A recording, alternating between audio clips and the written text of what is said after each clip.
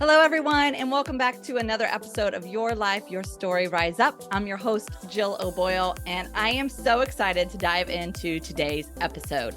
Today, I am joined with Sara Berry, who is a realtor serving the Hamilton County and Indianapolis, Indiana, right here in my home state and town. And after bouncing around careers and brokerages, Sara found her home as a full-time realtor at Lockstep Realty. She has a passion for interior design, which she studied at Purdue University, and specializes in home styling, staging, and organization. Sara loves helping clients make a new house their home by utilizing color and cost-effective upgrades. Through lots of self-discovery, she has found her niche in real estate and finally feels that she's living as herself. Sara, welcome to the show. Thank you so much for having me. I'm so excited. I am also excited. I saw that you had submitted to be a guest on the show, and I was like, yes, Sara, let's do this. Let's do this. So I have known, for the listeners, I've known Sara probably over the past year now. Mhm. And we work together in the coaching realm and just love her kind spirit. So I know that you guys are in for a good treat today to hear her wisdom, her passion, how she fell into the real estate career and how that really has built up her confidence as well. And so I'm just super excited for this episode for so many reasons. So let's dive in. That last line you said, through lots of self-discovery, you really feel like right now you have found your niche in real estate. And but even more important, you said you finally feel like yourself. Yeah. So let's start there. Finally feeling like myself. That's a bold statement. And I know that that probably comes with a lot of freedom to finally say that. And I want to know, what was that journey like? When you say a lot of self-discovery and journey, like, let's just start there. Let's hear what your story is.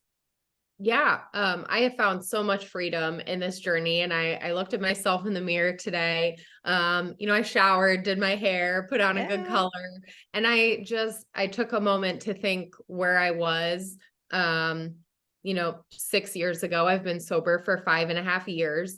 And it's just incredible, the difference. I was unhappy at my job. I was overweight, depressed, and I was drinking. Overall, I was just really unsure about my future. And that was such an uncomfortable place to be that it really scares me thinking now to imagine what I would be like today had I not made those changes. And it's been so worth it. And through removing alcohol from my life, I've been able to really reflect on a lot of those things that I was masking through alcohol. And so figuring that out, I mean, I think a lot of the buzzwords today are emotional intelligence, self-awareness. It allowed me to be self-aware, that now I understand myself. I understand what's important to me, and more importantly, what's not important to me, which Yeah. should be other people's opinions. And so I gained freedom in that confidence from letting go of a lot of that. Yeah. That's incredible. Congratulations too. Like, Thank on you. almost 6 years being sober, 5 years being sober. Yeah. I remember when we met and we were talking, you mentioned that you said that, the biggest change in your life was deciding to become sober.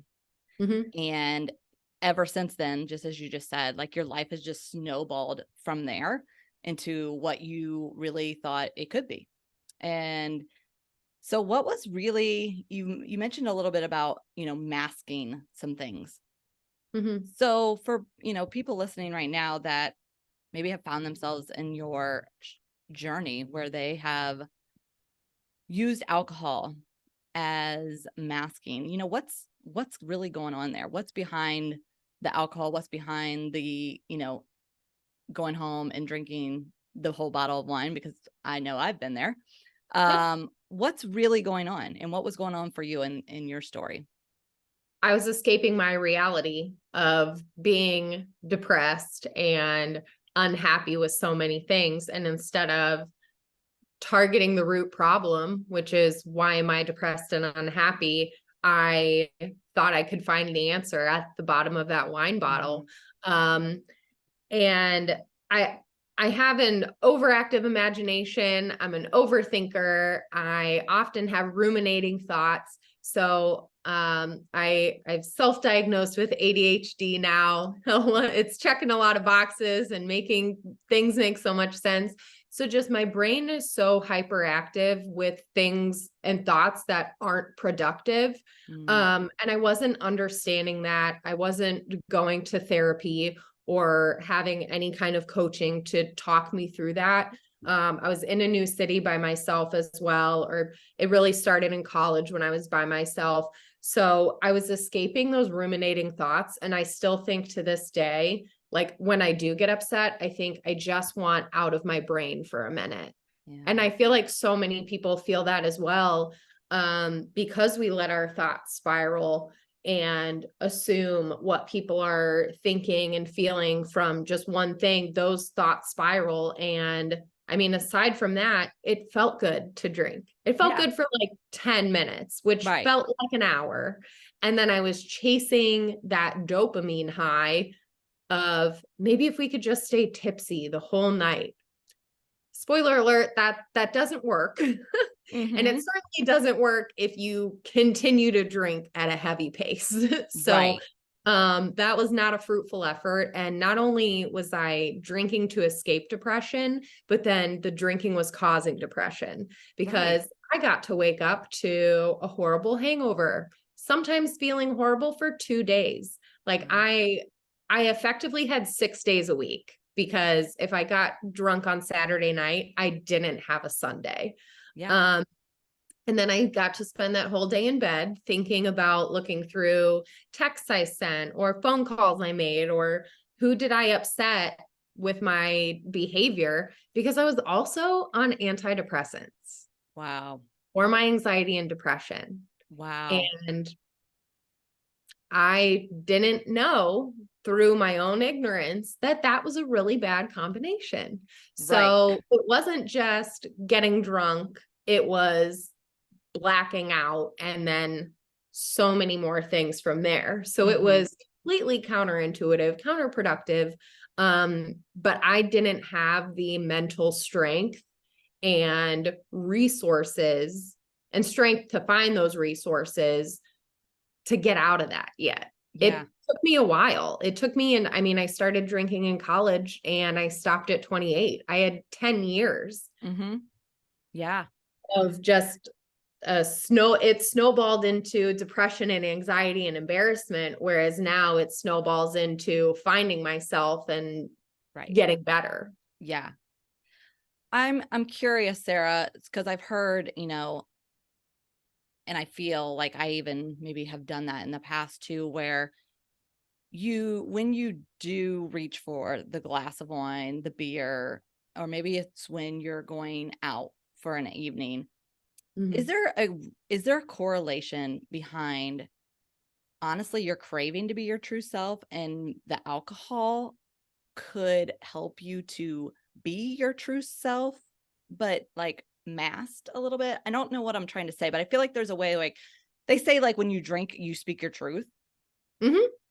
And was that showing up for you? I'm just trying to tie what you were saying about you feel like you found yourself. Was there a correlation between hiding from your true self that you were using the alcohol to be your true self? Does that make sense? 1,000%. That 1,000% makes sense and is what I was doing for so much of my life. And I think even when we met, I was a shy person. And when we met, I said, yeah, I tend to be shy. And just like everyone else I've met, you said, I didn't think so. Yeah. Because I was still sober.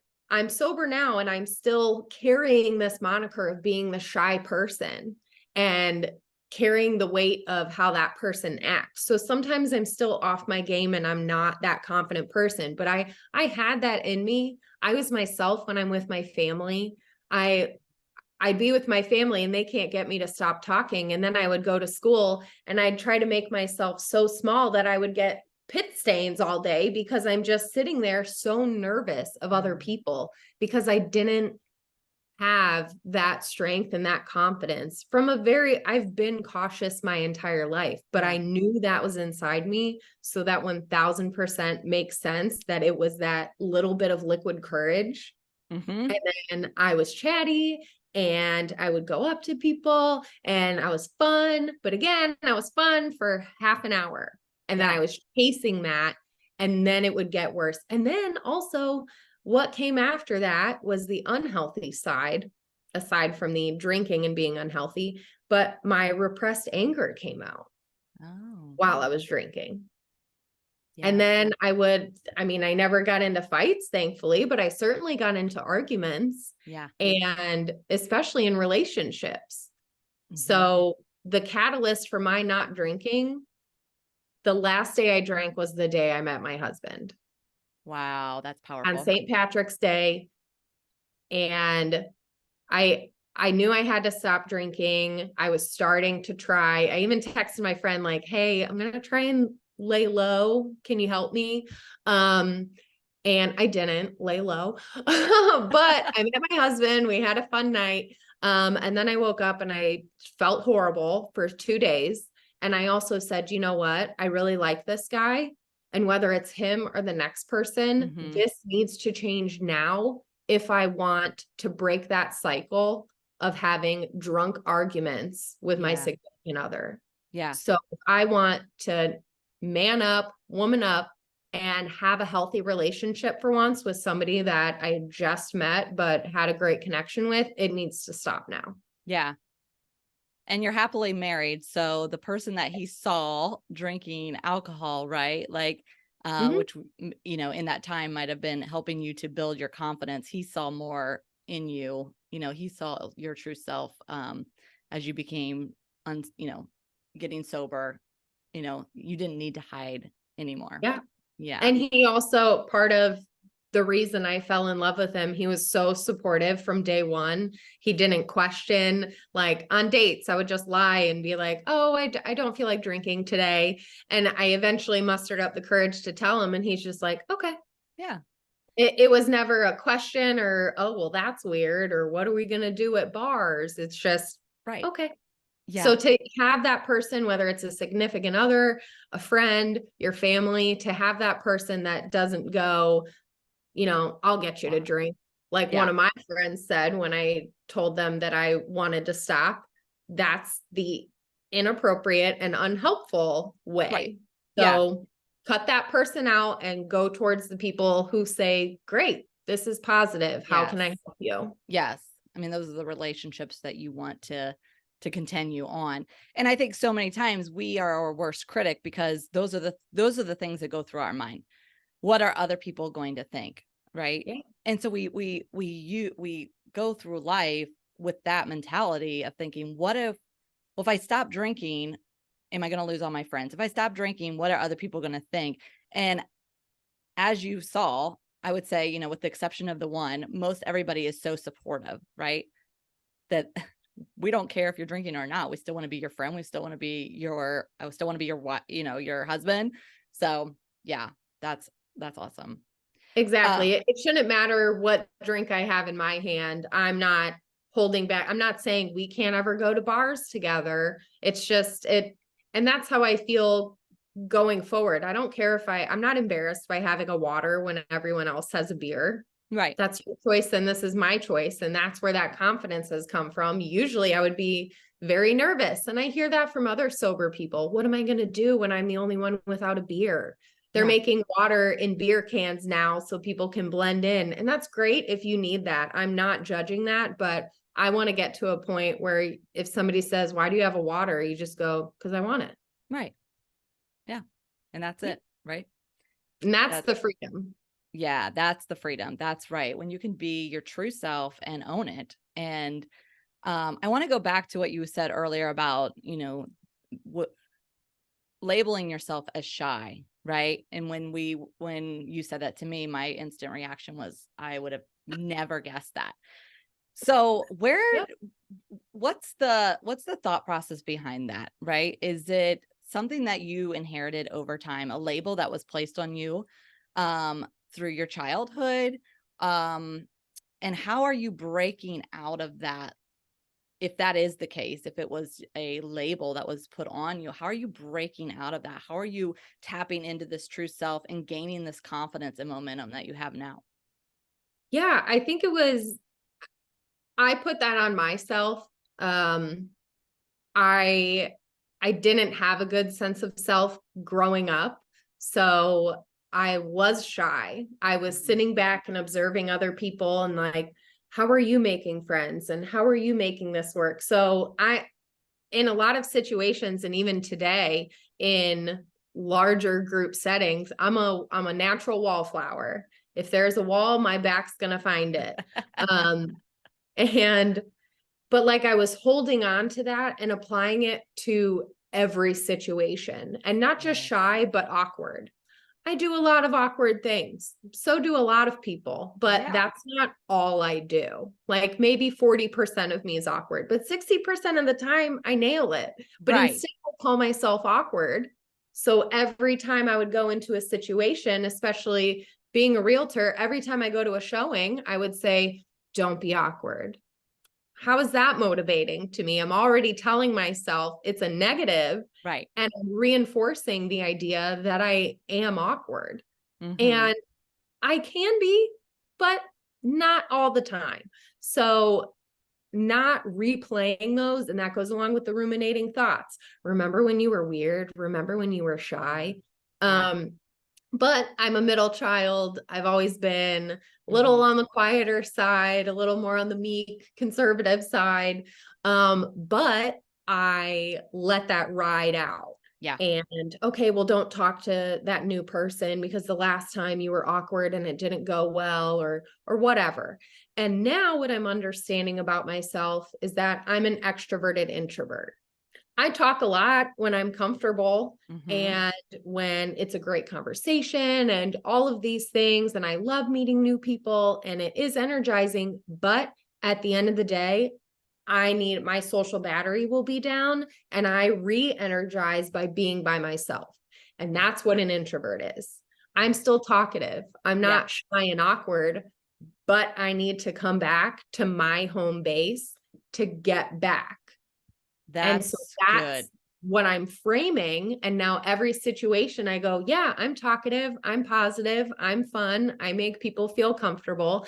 And if I feel a little more reserved, then I take a step back and I evaluate, but I'm learning about myself and learning how to make myself be comfortable and thrive in situations and what I need. Yeah. Oh my gosh, that's so good. The thumb thing, just did you see that? The thumb Yeah. emoji? There is a glitch with my Zoom. It's driving me nuts. There's a glitch in my Zoom where it just automatically it starts blinking and then it'll just throw up an emoji. That's so goofy. I'm I like, thought is you there were a raising your hand and I was like, okay, I know I said I talk a lot, but no? I'm like, I've got to figure this out. I don't know because I'm like, it will be bad if like a mean face comes up and I'm not doing it. It's like a ghost over here that is like pressing my buttons. I won't take it personally. Don't take it personally. Oh my gosh. Well, That's that just funny. got me all distracted. But Yeah. um anywho, yes, that is good. So what are the well, I want to go back. Now I know what train of thought. Hold on. Um the fact that you recognize now that you've got to come back to your home base. That is so good. That is so good to like so self-aware, I think, of Mhm. what you need to get yourself re-energized because yeah, I've heard that like introverts, like they can go out and do everything that the extrovert can, right? But it's going to take a little bit more energy from you to do that. And so when like for me, I'm a definitely extrovert. So that like motivates me and it keeps me on a high. Whereas I know other people that surpasses all your energy. You need to come back and just have that space Yeah. to decompress all of that. Mhm. Right. I can be you for like 2 hours and then I got to come back. Whereas you can go all day and Yeah. be great. Yeah. I need breaks. That's great. That's great. Yeah. And owning that and knowing that about yourself is huge. So how did you start to just become more self-aware? Like, was there resources that you went to? You know, I love to talk about self-help all the time, but were there things that you really were hugely beneficial in your journey when you say you went through a lot of self-discovery that, somebody listening right now is like, can recognize? They're like, I'm shy. I feel lost. I've been a job hopping, trying to figure out my purpose, where I'm supposed to be, and I have no idea. What advice would you give them? What journey did you take to really be able to like confidently walk in who you are, your identity? Yeah. For me, and I know this isn't for everybody, not everyone needs it, but Yeah. I needed to remove alcohol. That was clouding my judgment. That was adding more issues. And I wasn't present mentally to deal with anything. On top of that, I did go to therapy, and that's been very helpful to, I mean, half of it, I do like the little validation of my feelings every once in a while. And hey, this is normal, things like Yeah. that. It's nice to have somebody to talk to who understands and can empathize. And so empathy has become a big part of my life as well.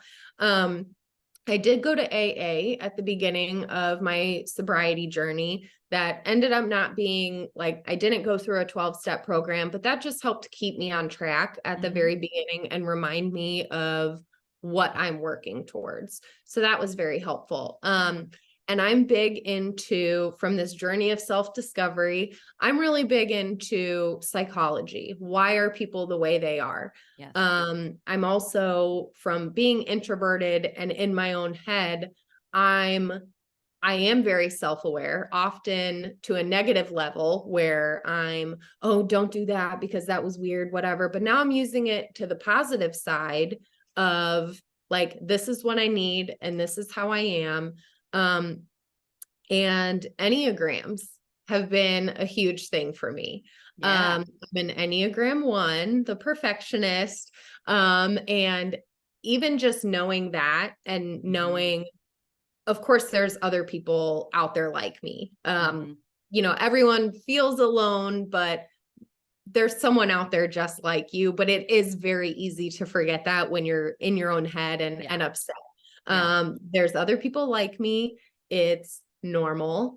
I'm not mean. I'm just particular about things. Like it let me know that this is just who I am. I'm a perfectionist, not because I enjoy cracking the whip and being in charge. It's just, that's my personality. I like things in order. If my house is in order, my brain is in order. That kind of thing. Yes. It's not that I'm anal and OCD. It's just, that's how I am. But a big part too, with empathy being a big part of this, is that I learned about the other Enneagrams as well. There's 9. And it has helped me. Like, I made my family take the test. So now I can understand them. My dad's an engineer. He's an Enneagram 5. They're obsessed with learning. My sister's a 7. She's all over the place. They're spontaneous people. Yeah. So it's learning about other people and taking all of those situations and giving people grace. Right. Because that's how they are. That's helped me overall be a more positive person and not take things personally. I'm the organized one and my sister's spontaneous. We're not butting heads. We're just different. And so we need to respect each other's boundaries and ways. And so when she does something that doesn't align with me, I'm not taking it personally because that's just who she is. Right. So it helps me kind of align and understand other people. And then I can use that in sales. I can use that when talking with friends, any kind of situation to learn more about other people. But applying it to myself was really helpful. Yes.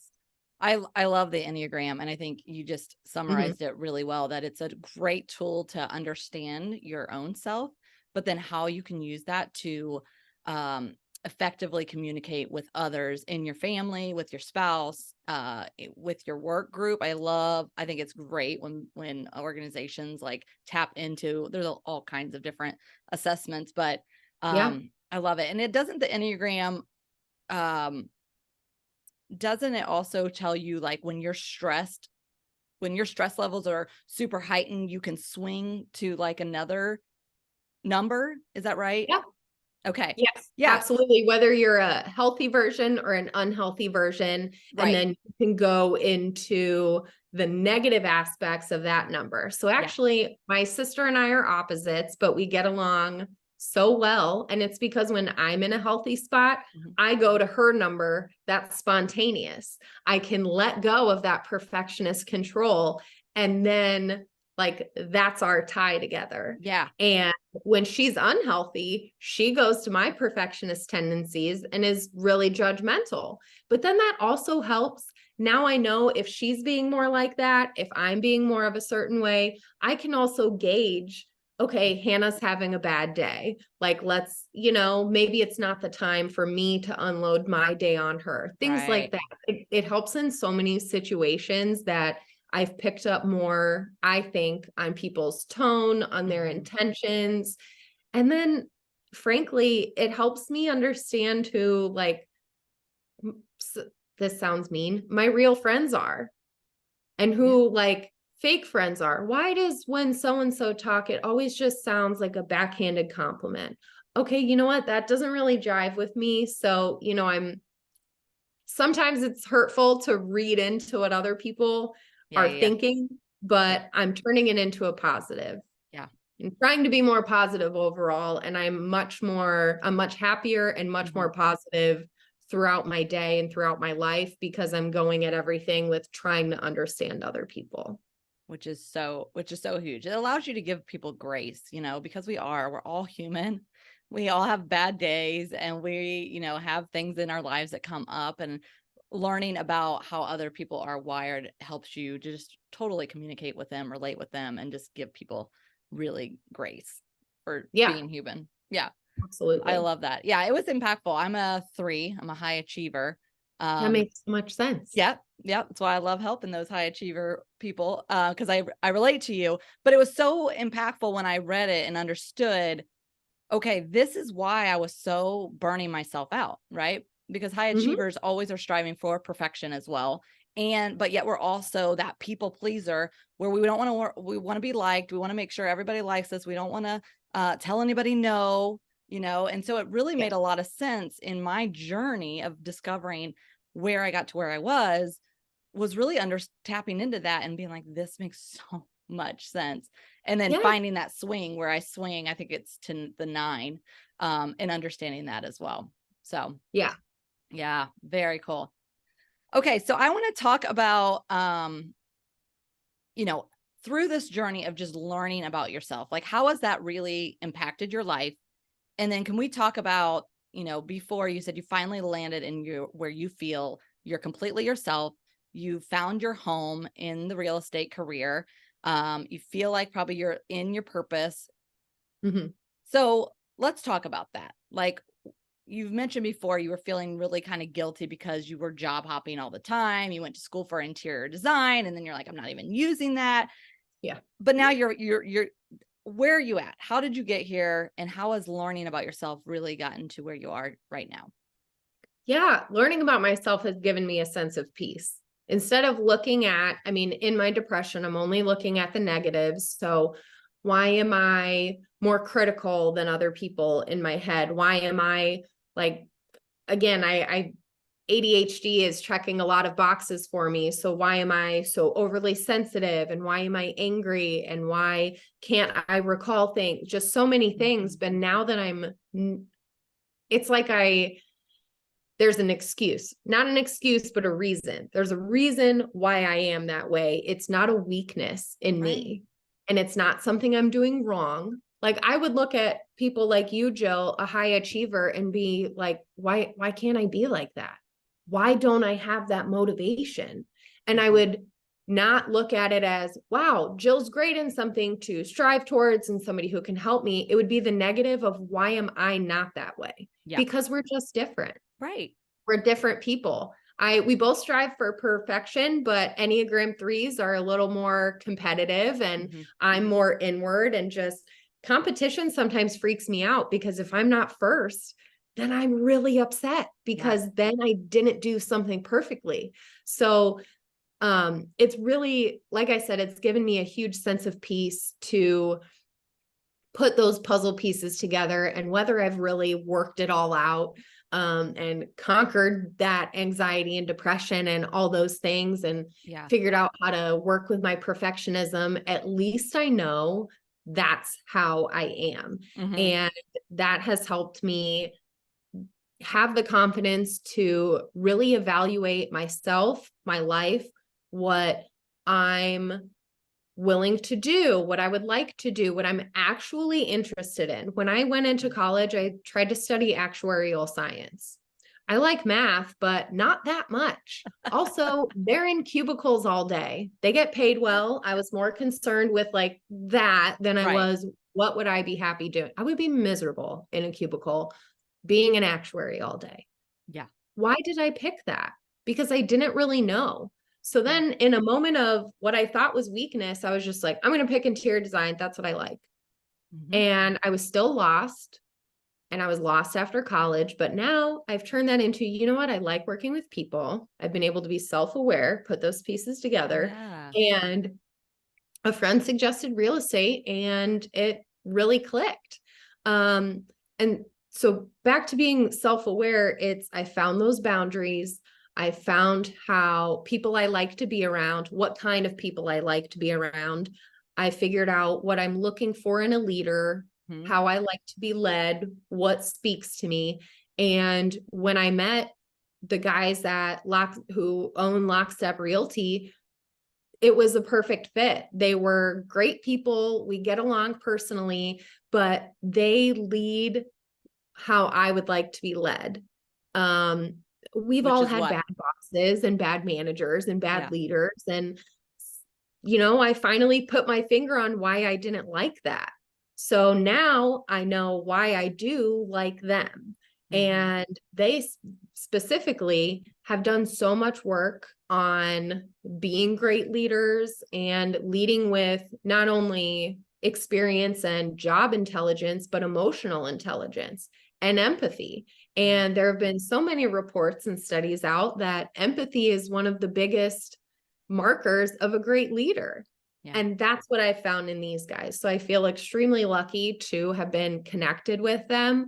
And I feel like I can be myself at the workplace. I can have conversations. I can so many things are now aligning that I've never felt more secure. And even on a bad day, even if a deal doesn't work out, it's not, I need to get out of this. It's okay, that happened. Like I'm not searching for the next thing. So that's the biggest thing to me, that like, okay, I am where I'm supposed to be because I'm not looking for a way out. Right. Like every failed, sale or whatever isn't directly hitting you personally.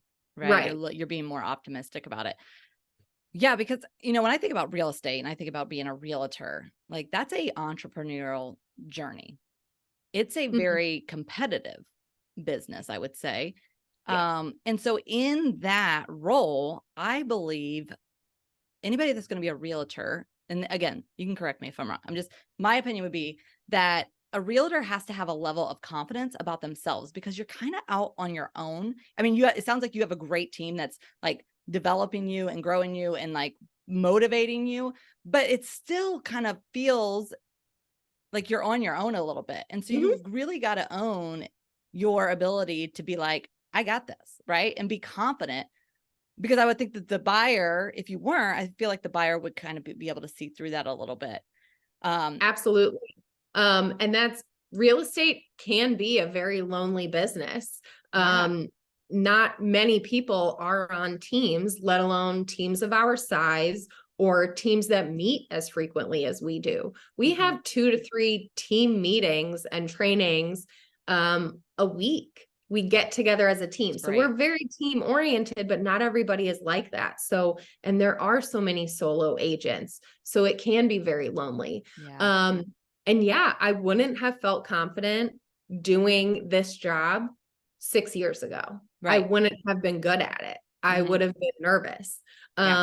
And as a positive, as a bonus, I get to add in my interior design. I've always loved homes. I Yeah. had a favorite home in every subdivision we would drive around.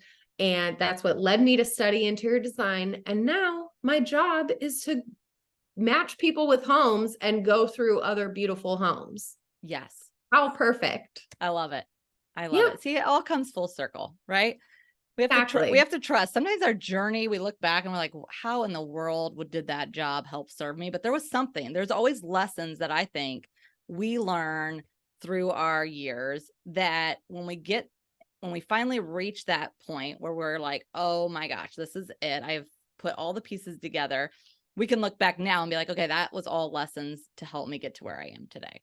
Like, would you feel Yes. like that's happened in your story?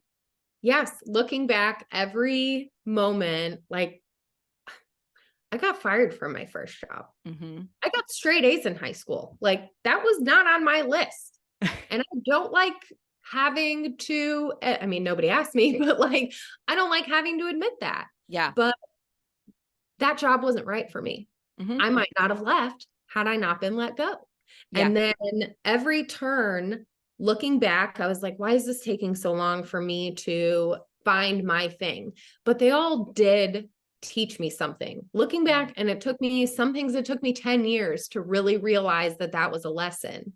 Yeah. I had, those jobs where I had the bad boss or somebody I didn't work well with. So now I know how great I have it. Mm-hmm. And I knew what to look for. I didn't know what to look for. I didn't know the right questions to ask. Yeah. So now I know a lot of the things that drive my decisions are not what I do want, but what I don't want. Yeah. Knowing what I don't want has helped me at least weed out options. Mm-hmm. Maybe I can't pick between two jobs that I'd love, but at least I know I'm not looking at 10. Yeah. And I know, hey, I got a bad feeling from that guy because he reminded me of the last one. I know Mm-hmm. what to look for now. I didn't have that self-awareness and that mentality before. So as long as I think it took me, Yeah.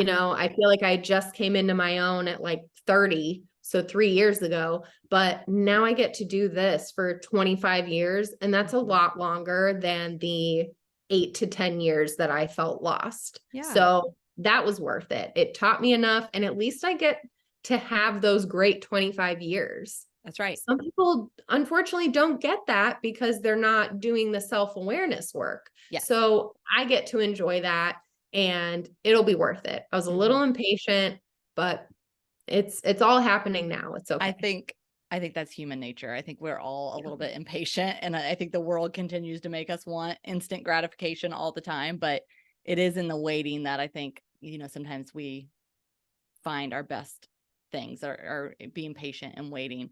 And I think when you are self-aware, when you are truly self-aware, you can identify the things that that you don't want. But Mhm. when you're going back to like the sobriety, when you're numbing all the time, it's basically, it's not allowing you to understand the things that you really, really want in your life and the things that you don't. You're just, when the things that maybe hit you from the side that you don't like, you just instantly go to the bottle and numb it because you don't want to deal with it.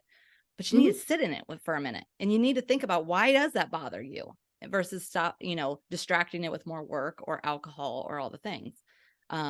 So I think that's really, really a good tie-in of like your sobriety journey. Also led you to be more self-aware in what you want. And I also think understanding values. I'm a huge advocate of like, if you don't know what you value, right? If you don't stand for anything, you'll fall for everything. And so understanding what are the 5 values in your life that you're absolutely like matter you. They're your principles. They're your guiding light to say, this is how I make decisions. Is it aligned with my values? No, then I'm not doing it. Yeah. So I think that's really, really good.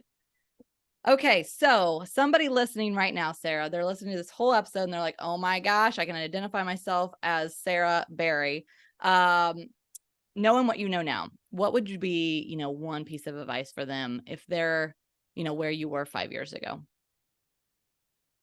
Just start. Just so many good things, and your true self is on the other side of that tough decision. I didn't Yes. want to make tough decisions. I still don't. If it's cold outside, I'm like, oh, guess I don't have to go outside today because I don't want to feel uncomfortably cold. How silly. So my new mantra to get myself to do those things is do it anyway. Mm, And I like that as a difference from just do it, because it acknowledges that it's difficult. I It love it. acknowledges that it's difficult for me. It's self-aware that this is a struggle for me, but we're going to do it anyway because it's the right thing to do in this moment. I don't want to make a phone call. Do it anyway. I mean, it is part of my job. I don't want to work out. Do it anyway. You'll feel better. I don't want to put the laundry away. Do it anyway. It's worth it to not walk by that every day and be upset. So just do it. Just start. Find something like AA was really helpful. It was a place to go. At least there were other people there to talk to about something similar. That was really helpful. It was hard to start before because I felt like no one understood. No one would really get it. Maybe nobody would have enough empathy to really, see that situation. So I went where there were other people similar to me. And again, that wasn't the exact place I needed, but it was a start. And it helped me remember what I was doing this for and what I was doing. So if you need to go to the gym, go to the gym. There's like-minded people there. If you need AA, go. There's like-minded people there. Go where there are people who are like-minded, because they are the most likely to have empathy for what is going on in your life.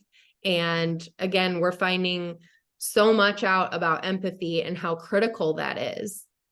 That's, I think, the most critical part into my happiness. Yeah. But I'm also empathizing with myself. Yeah. And not saying I deserve those negative things because yada yada.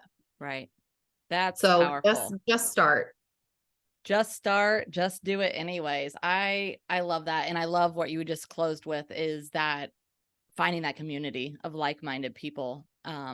Because your inner critic will tell you just to be by yourself, or that's just the way you are, or and keep you sabotaging your growth and your success. And so finding a community of like-minded individuals that are going through a similar journey of you, or are, the same Enneagrams as you, or just whatever it is, but find that community. I'm in that season right now with like an entrepreneurial journey. There are many times when you can feel isolated and alone. And you can look at other, you can sit there all day and criticize on social media of all the other people that are doing so much better than you. Yeah. But when you meet with them, they have the same struggles. They have the same problems. We perceive things, we look at the outside as everybody's got it all together, but we're all going through the same thing. Right. Oh gosh. Yeah. So Very very and I good know advice. how, as someone who's introverted and nervous, I also know how difficult it is to walk in that room for the first time. That's still difficult.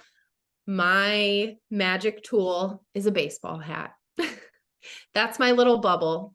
Talk to me about that. What do you mean? Whenever I'm feeling nervous, if I, wasn't feeling myself going to the gym, I'd put on a baseball hat. And somehow that was like the little kid in Big Daddy who's like, you can't see me. I have my glasses on. My eyes are shaded. I could just look down, and it's like blinders on horses. It lets me focus on myself. I'm not worried about, the other people seeing me. I'm very self-conscious. So that's that's my so little good. bubble boy moment, is to put a hat on. And somehow I feel like that just helps me be in control of just any kind of anxiety I have about going into a new room. That's really good. It reminds me of, I was talking to a lady not long ago, and she always wears colorful glasses. So she'll have like bright pink, red, leopard. And she does that because it's a conversation piece. And so usually the glasses bring about somebody confronting her about how cool her glasses are. So it helps her to just have open the conversation. And I'm like, that is such good, like, self-awareness that that that's a hard thing for you to do, to walk into a room and start a conversation. So find something that could be popping that would just make other people want to come talk to you. Pretty brilliant. So that's two ends of the spectrum. Do you want people to talk to you? Wear fun glasses. Do you want to hide for a minute? Put on a baseball. Yeah. Know your zone. What mood are you in, right? It's also great for bad hair days and, days for no makeup. So that's the shield from the I'm other a huge people's fan. days. I'm a huge fan of baseball hats on early Saturday mornings too, when we are hitting the baseball diamond. And I'm like, yep. Oh gosh. Here we go. Exactly. Yeah. Okay. So I may be a little bit like your dad. I love to learn and grow. So I love to ask people, what are you reading? What are you listening to that I should be, as well as maybe anybody else listening that wants to tap into a new podcast or read a new book? Oh gosh, this is I'm not an avid reader, unfortunately. I lean into my interests. I'm always embarrassed to talk about what I'm reading or listening to because it's not anything productive or work-minded. Because again, for me, at least in this moment, I'm still looking for a little escape. I'm looking for a little moment of zen. So if I'm not listening to my playlist that is just completely pump up jams to make me feel good, I'm listening to comedy podcasts. I'm a huge stand-up comedy fan. Huge. Go to shows all the time. So I listen to podcasts that are led by comedians. And right now, that's just focusing on my interests. It's great going into work. I start my day with a laugh. Leaving work, I get to decompress and have a laugh. It's great on long road trips, just listening to, it's like hanging out with funny friends. Yes. We all need to laugh more in this world. I mean, exactly. We really do.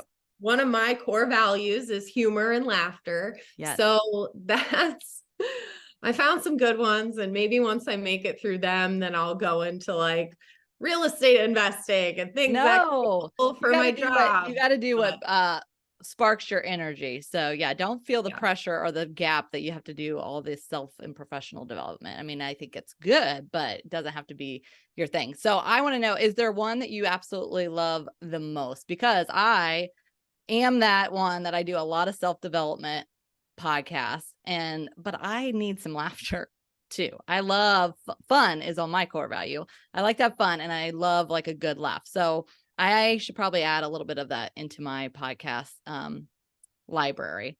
So is there one that you recommend over another? One that I do really like that I think is fun is called Taste Buds. And one of the comedians you might recognize from Impractical Jokers, it's Sal Vulcano. I love Impractical Jokers. I love that show. Yes. He's my favorite. He's the funniest. He has a podcast with one of his buddies, and they'll do an argument like Coke versus Pepsi, and they'll each pick a side, and it's them. They're two hilarious New Yorkers arguing about food. Is cheesecake or pie better? Are Skittles or M&Ms? So it's food related, which piques my interest immediately. And then they're just really funny. Sal's hilarious, and so is the other comedian, Joe DeRosa. So I love it. I would say, and that's more on the tamer end. And so I'll give you that one. All right. Anybody listening that needs a little bit more laughter in your life, then go find Taste Buds. I'm going to put it on my phone because I could use that, or just when you're driving, like something to just make you laugh. Yeah, exactly. I always love when I'm like driving, I look over and somebody's in their car just hysterically laughing. I'm always like, what are they listening to? What are they talking about? Exactly. And if I try to listen to something else, then my brain will be elsewhere, and they're just words coming out of my speakers. So I need something that keeps my interest right now until I can just rein it in and figure out how to make other things more interesting for me. Yes. Awesome. Okay, Sarah. Well, this has been awesome.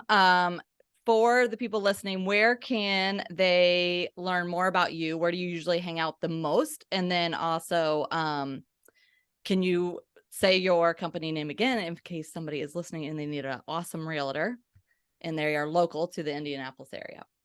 Yes.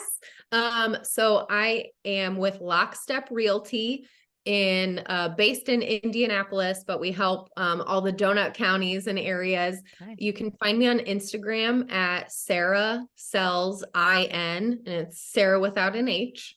And places I hang out the most, this won't be a surprise, the comedy club downtown, Helium is great. We love basketball games, just went to the Pacers opener. There's also a new alcohol-free bar opening this weekend in Fishers. So I'm going to the grand opening of that. It's super cool looking lounge. It's called Memento. Very So cool. you'll be finding me there now. And That's awesome. So what are they like making like, just like kind of non-alcoholic, like fun, like drinks and stuff? Yeah. So That's I cool. believe they're like a coffee bar during the morning and day, and then they turn into an alcohol-free lounge at night. And their menu looks like they have just all mocktails, which is incredible. Usually you only get one or two at a restaurant. Right. But yeah.